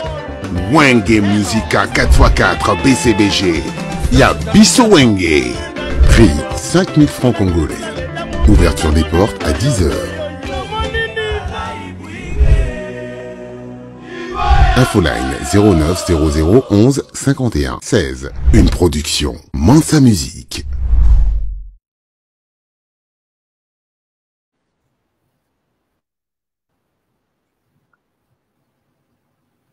Je pense que ce côté Nenayo, au comme un problème, il y a ils à côté na problème ils à côté na image voilà. Réseau Kangama zongi siko ya yo siko tokene obika internet ko sala e matie kiti alors olobi tolobaka mabe soki tolobi nenge bakangaka ba caméra tolobi mabe mbongo ebungaki tolobi mabe ba ministre nyonso bakangaka babima na ba prison tolobi mabe donc na ebité eloko nini yo lingi to mona malamu mais il faut pas dire ce que j'ai pas dit il faut dire ce que j'ai pas dit na lobité que lobi mabe na lobi oza na tendance mingi ya rolobaka makambo mabe oyo zo mona mabe amboka oya malamu mingi na moni na be mission no loba je sais ça tendance à la vérité. Alors sikoyo question ezali est-ce que combien de routes asphaltées depuis que Félix a eu pouvoir? Combien botongi déjà en termes de kilomètres? Vous avez une idée, il y a 145 territoires où ils ont salama. Donc, on a 4 projets où ils ont makambu surtout et kotongama. Autoroute, makambu belé, na gansi aux on déjà. Donc, projet où ils ont pour na mboka mobimba. Projet où on a 145 territoires où nous avons wana. Donc, ils allaient, donc, tant projet où on est, on a pensé au route en jour, on a, ma solo tout on a ba route, ya ba nini. Tous les alliés, attends, Mobuta, tonga ba route, comme Mobuta, okuta ba route, oka ba belge, ba tika. Yamane yo salama. Yo mo yebi ata ba route, les alliés, donc, ils allaient, elo kwa osaka na ngote. Mais, projet à 145 territoires. N'a préféré, dans 1 an ou bien dans 2 ans, donc, jamba bomba biso to zonga, romona, ba loko yo zolo ba, e salama. Les agneaux surtout, ils ont compris, pays na biso mobimba wana, ils ont nakati. Il y a projet à 145 territoires. Merci. Merci. Mais projet 145 jours. Donc, question tout sur combien d'entreprises assis à créer. Tu annulé question on a pas d'entreprise Rubima. Na projet à 144 territoires, non? Entreprise n'a tout na ça l'entreprise boni mais na moins logo là. Entreprise il faut donner entreprise il faut président de la République nous faut créer entreprise le roi comme on américain ba la NASA bazala ba nini ba biloko pe l'état tongaka ezali en tout cas priorité ezali na social mboka ba entreprise déjà ezalaka kuna ebele na gansi il faut yeba ba entreprise ezalaka depuis Mobutu na ganzi ka tozalika na Safrika sa entreprise ezebele o ezotonga banzela ba OVDZ ebele ezotonga do main d'œuvre ezali ku eloko ya koluka kutuke na mboka na biso main d'œuvre macroéconomie. Parlons un peu macroéconomie ndeko na César Gadi surtout le kamba dollar tant président Kota ezaki ba 1000 et quelques comme ba 2000 côté na bino justification bozolo bezani. Mais Mboka ezalaki bien te, Mboka eza bien te. N'attend que Mboka ezonga et répartir. Bazo boucher ba trou. Ben il faut mona na côté il y a dollar ezali ko kita. Après eko matanango ezalaka ndenga no yebi. Ah après moment ata pa na bino ko mo aya mo dollar eko kita. Et mo euro eleki et mo donc ezalaki ndenga na mettant stabilité ya makambo tu eko vanda. Eko matanango. Donc ozo se rappeler kala yo vous allez jeune frère na ngambe na 1974. Un zaïre qui $2. Mon aïe n'ezalaki ti to koma ti to koma na ba niveau. Donc ozomona rake économie tant masolo tu ndenge zobonga maboyo. Eko matanango et puis ba na ndenge za na bambongo wana bambongo mukupe ko sala ma. OK, problème ezate. Mais eko matenzali économique ya mboka ndenge zo mata wana makambo tu ne umata ndeza ka pasi pour peuple donc to se voyait la face parce que ngato eza vérité au lobana loba. Yo o ya mabeka ka loba ya malamu loba ndenge peuple za to bite que peuple azo se peuple a souffrir mais ce qu'il faut base de souffrance wana parce que masolezo et le retour oyo ezala ya malamu oyo ya pasi et sengaga il faut souffrir nan après au monde ali futa ezala ne bat mutu il faut que musala olamiki na tongo souffrir pozwa li futa na yo po boko la bana mais so lingi facilité au monde encore en tout cas suka mabe le bateau souffrir parce que donc bazo bongisa bolamu ya peuple congolais oyo ya sima ya wana période eza pasi pona bandeko na biso baova na bamboka na mais baye baga tango congolais bando se passer congolais azala na ye azala ne rancunier te congolais linga makambo tout donc mbala mo tango makambo ebonga omona rande congolais to sepela na ye pe ekosalama voilà tant makambo ebonga tozozelaka ba promesse lokola président yemo pe mutaba promesse mais 215 voyages à l'étranger. Les Congolais se sont quand même pleins. Hein? Grand prêtre se s'engage. Balobi que ça coûte cher, il faut une équipe d'avance, kende, bazwa hôtel, ta sécurité, ta renseignement, chaque voyage et s'organisera bongo, ça coûte des millions de dollars, 200 voyages à l'étranger. Pour nayo, tout le baneti ni regarde nayo ni nous salara sur ba voyage on est belé bon. Nane regarde pour moi na voyage on est belé. Tu as dit regarde comment tu trouves il y a un voyage à président 200 et quelques qui coûte 2 millions. Tant au tal à Congo, tu applaudis, tu pleures, tu regrettes. Qu'est-ce que regarde ni nous ont porté sur laissez-moi expliquer. Oui, mboka na biso Tango Fatia ye azoki on ndenga bien te. Mboka na biso réputation ezalaki na ndenge mo ngamba beto. Tozalaki côté tout au revesaki côté tout gérance bazo mona ke mboka wana ezala na oka bien te. Eza mboka confiance te, eza mboka moko ya bien te. Ye tango ye siko po na ko redorer blason donc po na ko longola idée wana président de la République il fallait akende siko pour asseoir pouvoir na ye kokuta na siko na batu oyo bazali sous na confiance na biso te po ba mona quand même ke mboka na biso oyo ya liboso eza ya liboso te eza sikoyo ya sika ya mwana etindaki ke président a voyage président na quantité ke andosala ba voyage ka pour ça na toyebi ke président yo yebi on na yebi on président sort pas d'une famille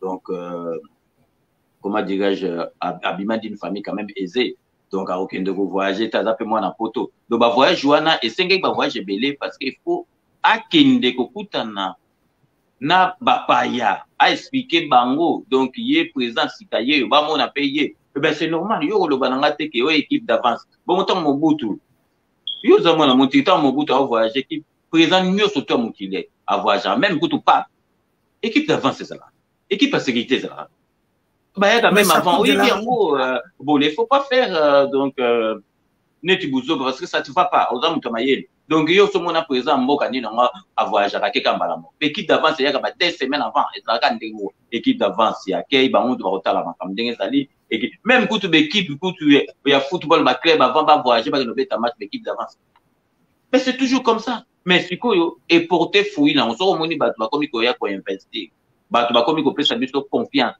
c'est par rapport il y a ba voyage à présent. Voilà. Projet où il y a un eau profonde on est banda depuis beaucoup de temps et salami wana bandi bona ba osalango. Et ça qui ba voyage à présent.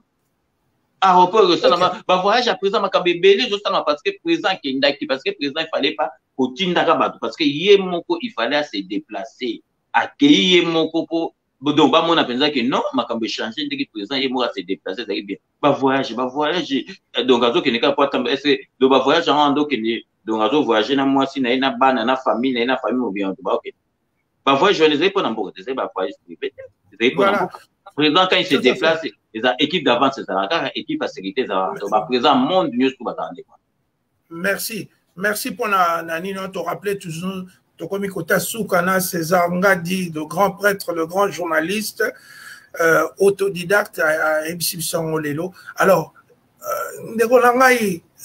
gestion, il y a présidence, moins transparence. Le président qui a un premier voyage à Zongi, on a 1 million. Depuis 200 autres voyages, on a tout le monde transparence. Et puis, il y a milliers de conseillers. Et tout ça, transparence, moi, tout le monde a été lelo au côté de la banque, on a la téléphone au télébobi, la traîne, la 30 balles, la côté maille. Mais il y a des choses, c'est un peu flou. Président César, le rôle à royaume, moro, côté moro, boye, toye, bakate, moro, kewa, puis à somba, kini, à futaki, moro, tel wapi, tout. Je ne sais pas ceux qui osent la commentaire, quand même, peuple azo se plaindre, peuple azo le baquet transparence, il y a gestion de la présidence et Zalarate. Karabaninga, alingati, achara makolo, na oyate, achara makolo, la présidence. Pour dire que soit Gabuna ozoba double patte.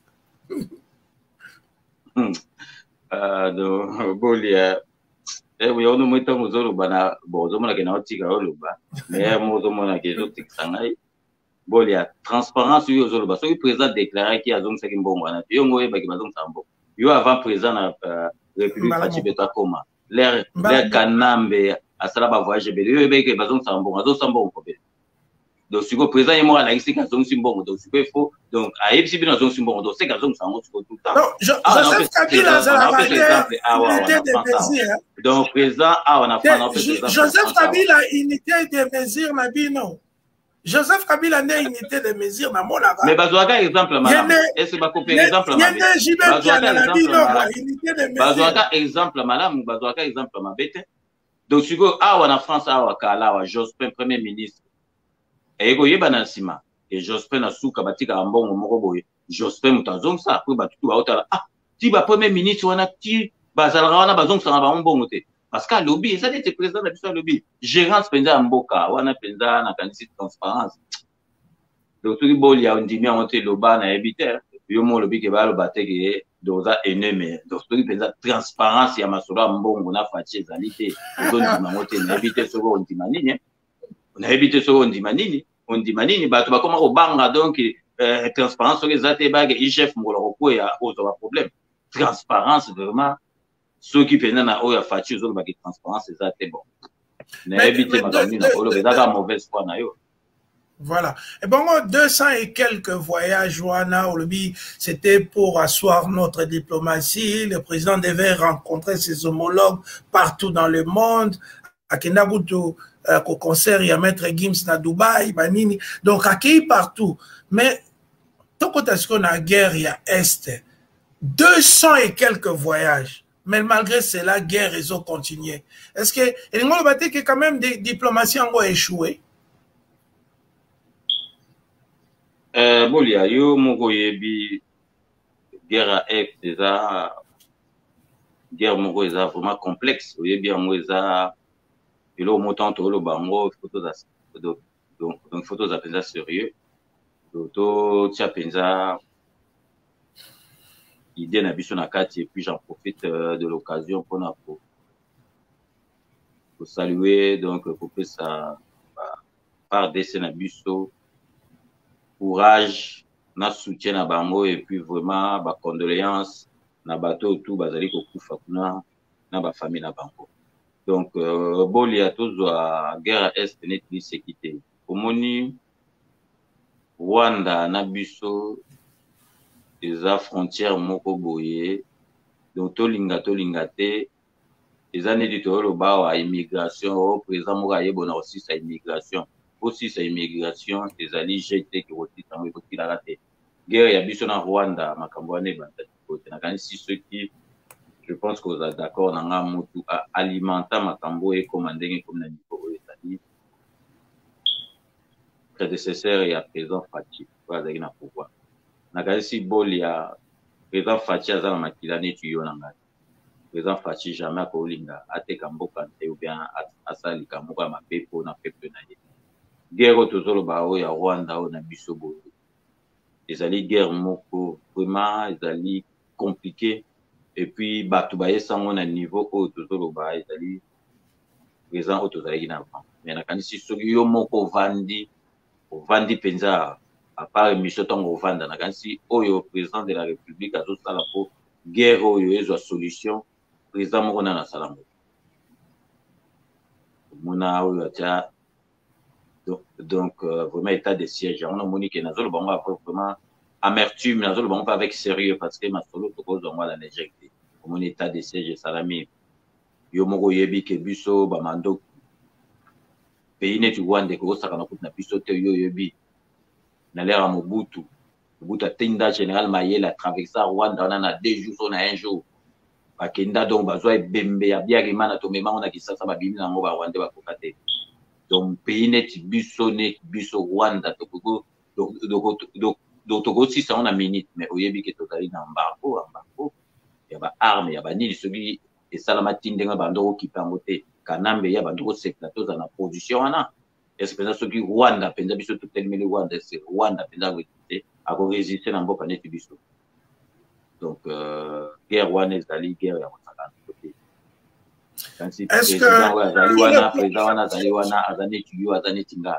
jamais à Kolinga Mboka nae kende ou bien teka mboka nae wana lobaki aza étranger mais bolia guerre auto zongoli sécurité ezali j'étais présent au sala nyo surtout oya kotala na ba moyen surtout azo sala po esila donc guerre oyo vraiment bolia kozonga ndenga li sécurité donc diplomatie échouée si diplomatie échouée, 200 voyages et Botier l'autre côté, diplomatie échouée, 200 voyages et Botier l'autre côté. C'est quoi est-ce que ton Congo, Kanisake, président, a reçu la guerre? Parce que, et là, on me critiqué, c'est absence, il y a leadership. C'est pas un président, ou à Télémarali Bosso, il y a Tinda Rabatou, oh Nani Loba. Mouya ya loba yemoko azozwa responsabilité te ya koloba na bateau bazotungisa agresseur na biso tala ngai président Congo na lobi boy kobanga moko ezalaka côté na ye. Est-ce que critique o bapesaka na peuple wana que ce n'est pas vraiment un leader né, c'est un peu heureux.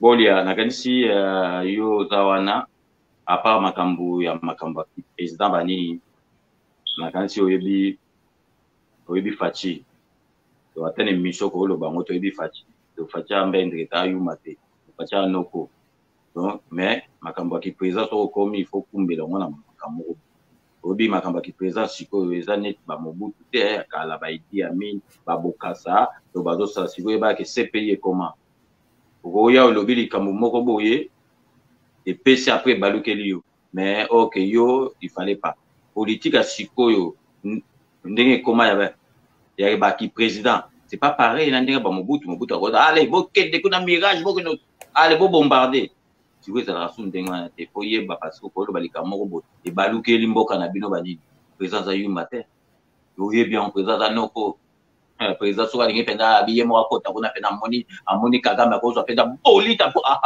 frapper kanambe pe a frapper pe donc Kagame wana mais qui président etinda ba makamoko mais président a marqué na aza ostentatoire te azali na ndenge na ye azalaka mais c'est pas un humain donc atindi te président mutakende kota gaete président civil te mobutu azali na pe soldat président ko kende ta kembala mona na front patomuni na Ukraine le président ka ya Ukraine le londe carte o ba ke côté basale ki ba guerre mais abando zala côté moko bo avandi ava asala conférence de presse il fait na sécuriser banini asa président ko OK na front carboité président ko OK na front carboité et so zo bezali échec donc on a évité ce qui état de siège on a pas état de siège fallait pas ça dit imaginez que ce qui état de siège avec qui ba gouverner ou bazaki ba militaire était za ndenge za kita ngoza pire que ndenge masobe za suppose guerre wana ezali eza complexe guerre wana biso tozana na moyen ko somba te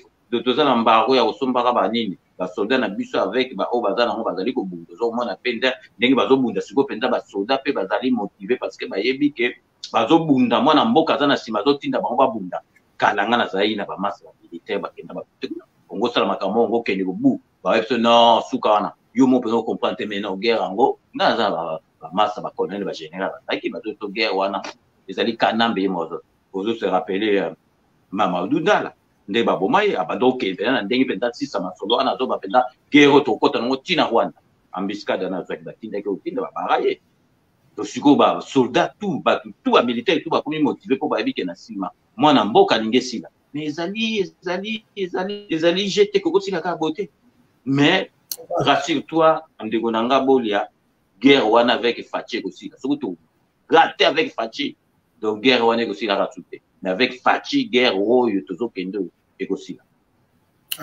bon yo no comment gérer pas Fachi comme le roi Nzambe problème ezate eza ka foi na yo tu ça ba comparaison mo ya yeso ngana comme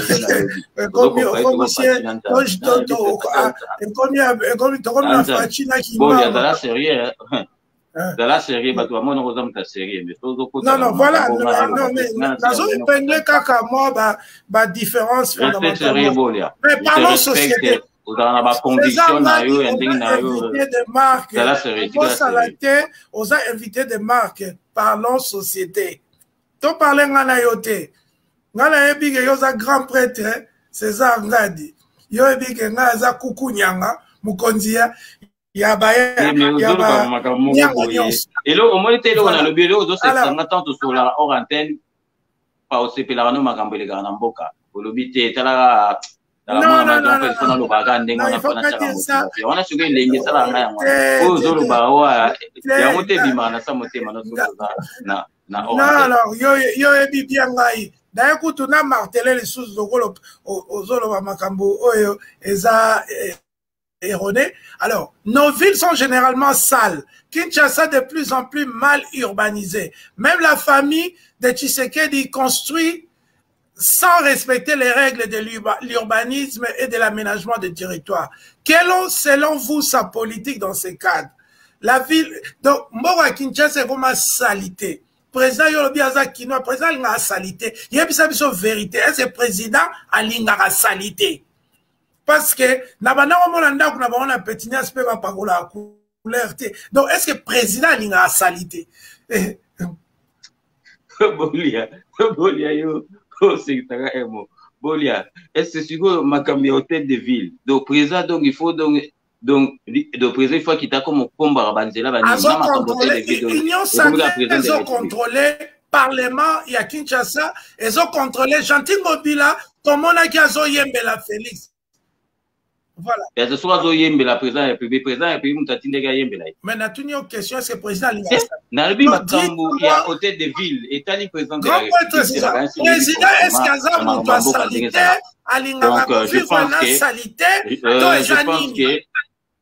je pense que moni na makambo oyo avela kisasa la première fois tout mona ba sombi ba agent oyo ya propriété oyo ya kokomba ya ko nettoyer ba balabala ya kosala banini marché zalaki wana grâce à président da yesu ko marché wana penza ba compter salami ba bandi ko tonga mais na kansi président ne peut pas kosala makambo surtout président donc na marché na balabala sur les salité pas ezali président donc on a ni sur les présents on a tika bolia tika salaga composé zila mugolozo donc mais ça fait 3 ans trois prêtres ces années ça fait 3 ans représentant na oluka maître John a chargé de mission maître John a chargé de mission na oluka yo zoyo yamba yo tune ba ils ont dérangé été ça fait 3 ans et demi solo na Kinshasa ba poubelle ba maladie contagieuse ba syphilis banine zonga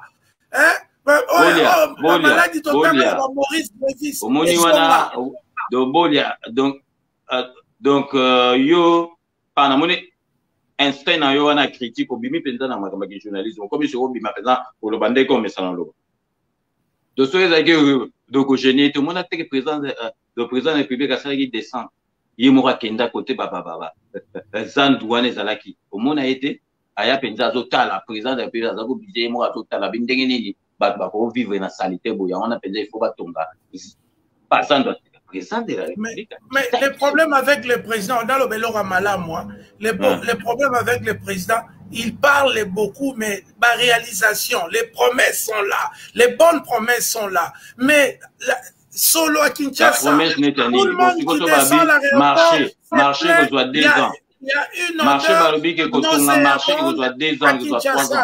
Le président vit à Kinshasa. Nathan Mobutu solo à raté. Mais ils ont comparé car la de population comment combien na Kinshasa na era Mobutu ezaki combien ça la fait de population combien et puis donc oui bien sûr urbanisation j'ai parlé de l'urbanisation l'aménagement du territoire est-ce que Kinshasa est bien aménagé donc développement mboka et dans la ville de Kinshasa développement mboka il faut structure mentale et les canaux parce que ba ko tshela au poubelle bona Canada yo obimi libanda bolia oboira papier na poubelle mais na Kinshasa ba ko tshelo poubelle au moins na mutazo boaka na se donc structure mentale déjà il faut échanger à ba congolais surtout à ba kinois ba mesanaki na ba dirigeants oyo ya Kimbuta batu ya Kanambe je pense que si vraiment to go choisir ngaso ba bina na pona Kimbuta na Ngobila na pona na Ngobila et puis structure mentale ya kinois surtout kinois il faut changer. Obi na développement na raso tanga na place développement ya mboka structure mentale il faut ça passer ba kozo biloko nyoso za na Canada ba memi na Congo. Ya biso ekokufa o ba tili biso na donc bazu ba canadien ba memi ba va na Kinshasa bazu ba kinois ba memi bango kuna na Montréal pour mona biso to bebi sous Montréal ba canadien bazali na Kinshasa ba bongisi Kinshasa to longo siko Montréal o batikela biso to zonga so na Kinshasa to senga Congo pour dire que structure mentale congolais il faut malembe pour changer ba structure mentale poubelle il faut que ça on monte que ba comment trier même ba déchets ba comment ça ba triage ba déchets monique ba sali de usine ya ko récupérer ba plastique de wana lobby en côté ils ala quitté ba plastique comme qui partout ba plastique ba sali usine ils ont recyclé ba plastique bazosala ba biloko ba bouteille sika mais wana ozolo bango to ozotala ka salité Et puis, c'est le président de la République, Azana a fait sa métier, sur Monique et le Lobango, il a pas droit. Parce que le président de la République, Azana Sima. Tout, Makamba Kimbuta, Basala, parce que le président de la République, Azana Sima. Azaki droité, n'importe qui faisait n'importe quoi. Mais quand même, signe, Mogo, il y a positivité, c'est-à-dire qu'au monde, on avec Fatih Béton. Ouais, signe, il y a positivité, les hommes, mais kaka bino ba bon monango blazo monate merci mais yo lino monate lota skambo lingo monate mais eloko asuka lota na suka to kala to mona na ba to bazo monate ba mona voilà mais to komi kota suka nalingi oloba likambo a concert a Wenge oyo beta le 30 juin nabi que président abala na Wenge donc azo soutenir bango et là comme ça to lo balika mamai da courant mais yo moebi wala kuto osala réponse parce que kata na ongati lelo mais nalingi o épingle blog wala tout na suko ramasser likamba Wenge likamba mai na courant likam suzuni ni zela na question wa électricité que nous ina courant donc lo belango mbango et bongo n'a pas ça au mot de la fin au conclure mayanga ina biswadelo. OK, merci Bolia na galisi na leka ki mbango na ebisio maina courant il faut que déjà population qui ça ils qui combien et comment ba installation en ezali les années du soki basala ki installation pour na 10 000 personnes par exemple na 1 million de personnes batu bakomi 20 millions et aux appareils et comme la saturation et puis bien qui ça na réseau OK au moins na mutu toi comme électricien donc ba raccordement comment na mutu ça ba raccordement na ina ndengini parce que ba mesana inde wana kanam siko ba installation na au moins na tabito na poto pour ça bien makamto za bien au moins na ba baleki ba bio non il faut ba ya et comme na normité ba zo changer les bino ba bouton moko bo OK pour ça bien mais biso courant na zolo bana mai installation les depuis ba belge ba changer en côté c'est normal il faut siko ba changer nyoso tout donc ezate ke babanda ba fongoli libulu koto ba kangi donc nyoso tout wana donc tout monde donc donc oya zongo barrage à zongo basali on mbala mo rezo ya wana omona ki ndeki biloko basali ba travailler sur ba retard parce que donc ba covid ezalaki ya on ba travailler sur retard président Kenny ko inaugurer d'ici na gansi et l'année prochaine donc courant na mai na côté régie des autres côté et Kinchuga kuno yebi ba ça là déjà biloko wana comme vers la fin et zuba retard pendant ba covid biloko na tout ce temps il faut pour changer biloko nyo tout temps congolais ba changer biloko wana alingi et ça la mamba tant ba changer nyo surtout courant na mai et comme masolo oyo ya kala courant na mai ko kata na Wenge ba ça la ba biloko nyo to kota siko na Wenge pas na zo ça veut déjà Amadou Diaby a pi petit na eba depuis quand Amadou Diaby batu musu ba okansaye abandi makamsiko Amadou Diaby azali affairiste azali homme d'affaires abanda makolo azali tout donc bato ba ki pa ba joueur ya football wana azali ki awumele na makambo wana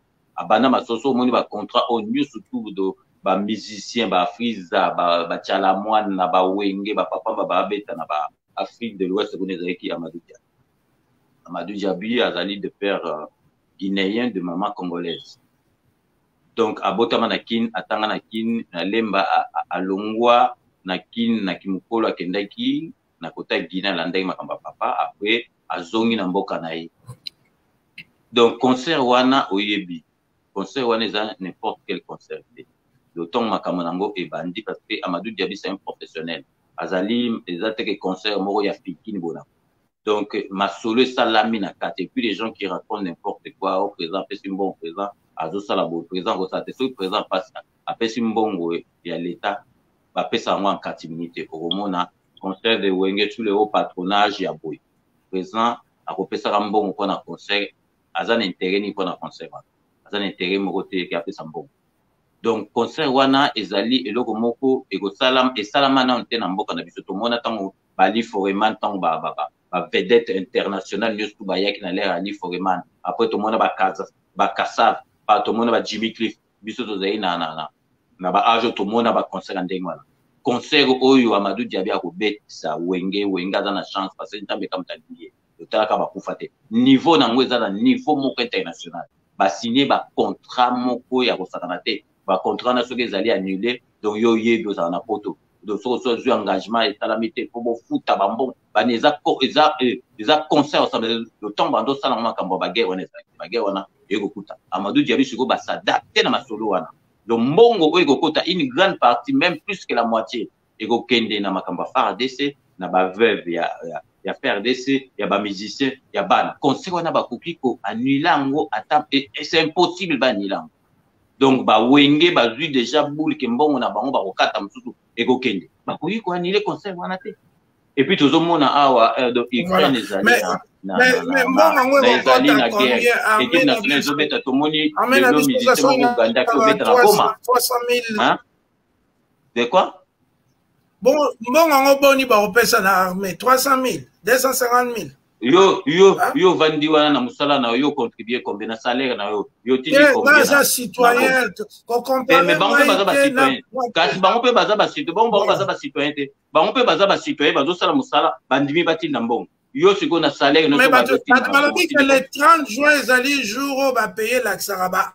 arme baza nango biso tokomi le 30 juin concert eza neni côté wana mais banda siko Félix Antoine Tshisekedi azwa pouvoir est-ce que asa sala makambo le 30 juin ba arme biso toza na embargo ba arme ni to oyebi te ke toza na embargo ba arme nini wana ezali na butu ezali ba fond eza eloko ya butu cela n'empêche mais c'est triste le concert wana boti ko kota masolo oyo boko moko zo ko kota ba masolo concert wana eza na rien à voir na politique concert wana et moyen ba annuler ngo ezati ya mwana ba adapter na makambo oyo ezali na kata concert recette wana kokende na FARDC ata bapesi die ata bapesi eza cotisation bapesi na 4 merci ba mama moko ba na kanisi teke initiative wana na ndimi teke olobeza eza initiative mabe eza initiative malamu donc concert wana il était parce que soki ezalaki concert moko mokie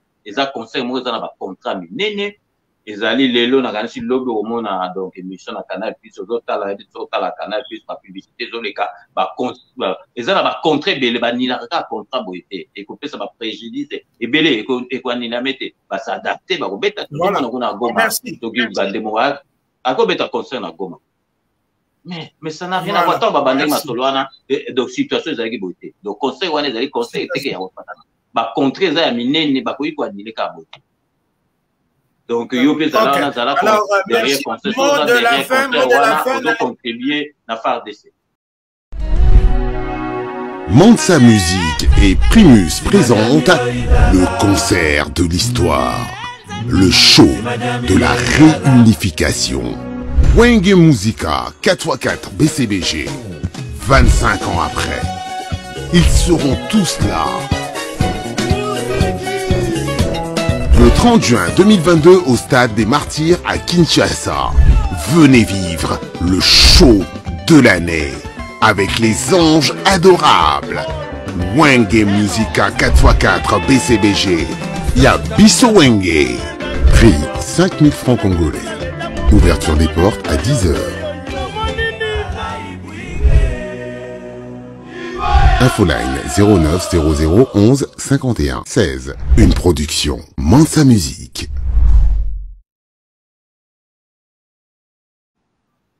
Bon, concert wana to ebite ba mama mo basi ba bimi na kin ba bilke ba sécurité totale na na ebika ndeni kambezala mais baza minoritaire parce que ba mama belé bazali sima ba tout baza sima on va voir la démocratie bon il y a tous la démocratie là c'est au bout na mboka na biso mutu na yebi to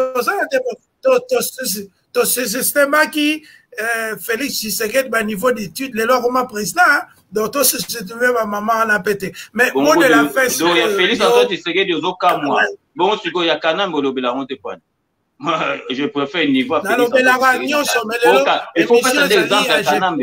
Il faut passer un exemple de ya Kanambe. La gestion ya lelo. Azali muto ayebi makura politique. Bon Kanambe lo bate. Muto ayana ba bot. Akoma président.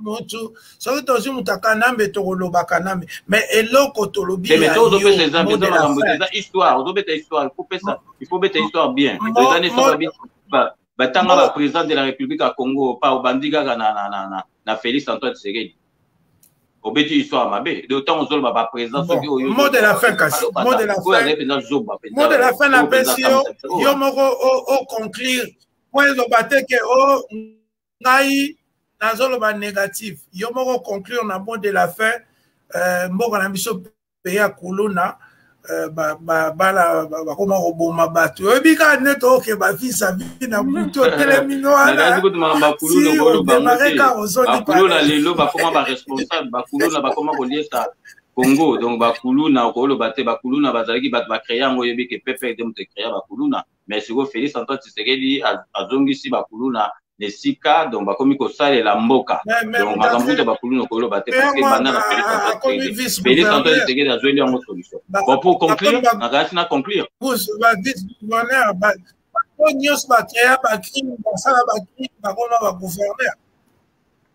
Oui, on conclure le mot Yayo. Ok, donc pour conclure, analyser un peu le mot et puis on peut savoir la projection et puis on met les latins. Il est là, président de la République à Mboka, Zali Netuyo, Netingaya, Zali Mwana Mboka. Akolinga jamais mabe ya Mboka na ye esalama o ateka Mboka, akolinga kango jamais. Eza Netuyo na ngai biso nyonso tozaba na Mboka. Mais makamususu il faut qu'on soit mal na biso en patience oyebi ke mboka ezali batu bazo kolia ndenge sengeli balia te mais il faut qu'on en a patience et loko soki bazosala projet sur 3 ans oza sur 3 ans jamais okoki koya koloba te eloko ya 3 ans et si là na 1 an mais Congolais comment ko mélanger donc nazali vraiment kotenga boza na confiance na président de la République moment où ils allaient dur, mais ça va passer. Donc, vous passez, n'andeng mora bien, donc vous passez, Congolais tout à recommander Sengo. Donc, vraiment, n'habitez ceux qui allaient pour les Kaubé, et Kati n'a habité ou bien à Tinga Siko. Vous allez en direct. Vous allez en direct. Ah, d'accord. Donc, on a saigné la binonio surtout vraiment. Vous avez la confiance en Mboka Nabiso Ndenga na Olbake. Ceux qui t'ont raté vraiment. Mboka Nabiso, ils sont en vol.